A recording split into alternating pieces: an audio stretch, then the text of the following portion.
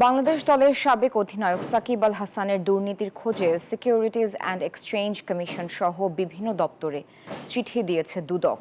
সাকিবের বিরুদ্ধে অর্থ পাচার, শেয়ার বাজার কেলেঙ্কারি, অবৈধ সম্পদ অর্জন সহ নানা অভিযোগে সম্প্রতি অনুসন্ধানে নামে সংস্থাটি।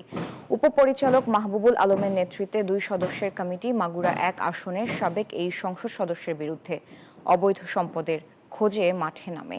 শেয়ার বাজার দুর্নীতি, বেআইনি জুয়া ও ক্যাসিনোয় নাম লেখানো, সোনা পাচার, কাকড়ার ব্যবসায় দুর্নীতি, ক্রিকেট সংক্রান্ত দুর্নীতি, নির্বাচনী হলফনামায় নিজের সম্পত্তি লুকানো সহ অসংখ্য অভিযোগ আগেই ছিল সাকিবের বিরুদ্ধে। এছাড়াও অর্থ পাচারের অভিযোগও উঠেছে সাকিবের বিরুদ্ধে। এর আগে মঙ্গলবার সাকিবের বিরুদ্ধে দুর্নীতির অনুসন্ধানে নামছে দুর্নীতি দমন কমিশন, এমনটা জানিয়েছিলেন দুদকের মহাপরিচালক আক্তার হোসেন। আমরা এই বিষয়ে গতকালকে আপনাদেরকে জানিয়েছিলাম যে এই বিষয়ে অনুসন্ধান আছে এবং অনুসন্ধান কার্যক্রম আমাদের যে টিম গঠন করা হয়েছে তারা এই সংক্রান্ত দালিলিক প্রমাণাদি সংগ্রহের জন্য যা যা করণীয় সবই করবেন।